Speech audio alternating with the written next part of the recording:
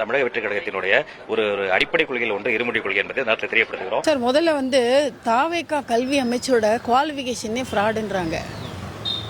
அவரோட முதல்ல மார்க் ஷீட்டை வாங்கி பார்க்கணும். அவர் என்ன யூனிவர்சிட்டியில் படித்தார், என்ன ஸ்கூலே தாண்டினாரான்னு ஃபஸ்ட்டு திங். அது ஒரு டவுட் இருக்குது பொதுமக்களுக்கு. இவங்க ஆட்சிக்கு வந்ததே டவுட்டு. 50% ஓட்டுங்கிறாங்க. 50% ஓட்டு வாங்கிட்டு இவனை பிடிச்சி இழுக்கலாமா அவனை பிடிச்சி இழுக்கலாமா, குதிரை பேரம் தான் கட்சியில் உட்காரத்துக்கே. முதல்லையே ஆரம்பத்திலேயே சீட்டில் உட்காரச்சேயே 4 நாள் நடந்தார். ராஜ்பவனுக்கும் அதுக்கும் என்ன பண்ணுறது, ஆட்சியில் உட்காந்தே ஆகணுங்கிற மாதிரி.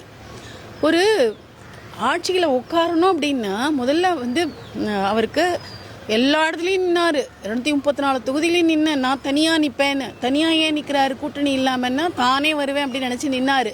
அவருக்கான அந்த நம்பிக்கை கிடையாது. அவர் வருவாருன்னு எங்களுக்கு அவருக்கே நம்பிக்கை கிடையாது.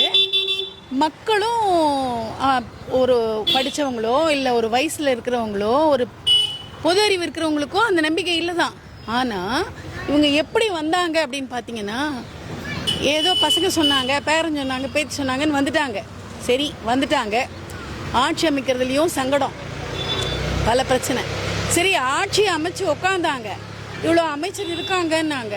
இத்தனை அமைச்சரில் பார்த்தீங்கன்னா அந்த பதவி, அந்த எந்தெந்த அமைச்சர் என்னென்ன பொறுப்பு கொடுக்க போகிறாரு, என்னென்ன டிபார்ட்மெண்ட்டை எடுத்துக்க போகிறாரு அப்படின்னு பார்த்தா அடிக்கடி மாற்றினாங்க. பல தடவை இந்த இதுன்னாங்க, அந்த இதுன்னாங்க. அறநிலையத்துறையை முஸ்தஃபான்னாங்க. அறநிலையத்துறை முஸ்தஃபாக்கா? இந்து அறநிலையத்துறைக்கும் முஸ்தஃபாக்கா என்ன சம்மந்தம் அப்படிங்கிற மாதிரி.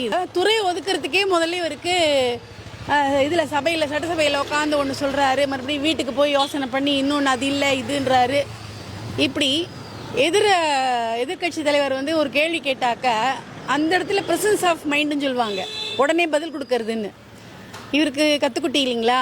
இவர் ஸ்கிரிப்ட் கையில் எழுதி வாங்கி வச்சு படித்தவர். இவர் போய் இவர் பதில் சொல்வாரா அப்படிங்கிறதெல்லாம் அவருக்கு தெரியும், எதிர்கட்சி தலைவருக்கு தெரியும். இவர் ஸ்கிரிப்ட் எழுதி படிக்கிறவர் அப்படின்னு. அவருமே எழுதி தான் படிக்கிறாருன்னு வச்சுக்கோங்க, அது ஒரு விஷயம். அவருக்குமே எழுதி தான் கொடுத்துருக்காங்க கேள்வி கேட்க. அவர் கேள்வி எழுதி கொடுத்த கேள்வியை டக்குன்னு கேட்குறாரு. ஆனால் இவருக்கு பதில் சொல்ல முடியல. இவர் என்னமோ யோசனையில் ஜெயசிடி பிரபாகரன் வேற பைபிள் படிக்கிறாருங்க, ஞானஸ்நானம் பண்ணி எல்லாரையும் கூண்டு உட்கார வச்சிருக்கிறாரு. அந்த மாதிரி இருக்கிற நேரத்தில் இவர் யோசனை பண்ணிட்டு அப்புறம் வீட்டுக்கு போய் மறுபடியும் அதுக்கு ஒரு பதிலடி கொடுக்குறாரு.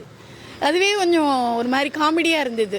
பப்ளிக் அதாவது நல்ல விஷயம் தெரிஞ்சவங்களுக்கு இது என்ன இப்படி முகமது பின் துக்ளக் ஆட்சி மாதிரி இருக்குதே அப்படின்னு ஒரு வருத்தமாக இருந்தது. இதில் ராஜ்மோகன்றவர் இப்படி இவர் பள்ளிக்கல்வித்துறைக்கு போட்டிருக்கிறார். அவர் பார்த்தீங்கன்னா அந்த முதல்ல அவரோட சர்டிஃபிகேட்டை எடுத்து வெரிஃபை பண்ணி பார்க்கணும் போல தான் எங்களுக்கு தோணுது. அதுலேயும் பார்த்தீங்கன்னா என்னமோ அவர் புதுசாக இது பசங்களுக்கு நான் இது கொடுக்க போகிறேன், அத்தை கொடுக்க போகிறேன், சைக்கிள் கொடுக்க போகிறேன் அப்படின்லாம் சொல்கிறாரு. கொடுப்பாரான்றது கொஞ்சம் சந்தேகமாக தான் இருக்குது. சனிக்கிழமை ஞாயிற்றுக்கிழமை லீவ் விட போகிறேங்கிறாரு. இதெல்லாம் லீவெல்லாம் விட்டால் பசங்க எப்படி படிப்பாங்கன்னு தெரியல எனக்கு. இவ்வளோ அது அட்டண்டன்ஸ்க்குன்னு ஒரு இது இருக்குது, இவ்வளோ நாள் வரணும் குழந்தைங்க ஸ்கூலில் அட்டன் பண்ணணும் அப்படின்னு.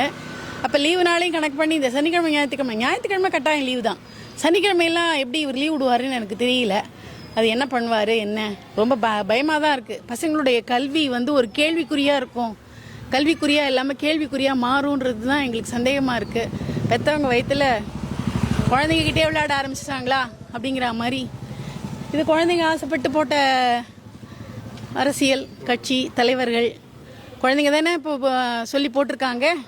அதனால் குழந்தைங்களுடைய கல்வியை இவங்க கேள்விக்குறியாக்க போகிறாங்கன்னு நாங்கள் நினைக்கிறோம்.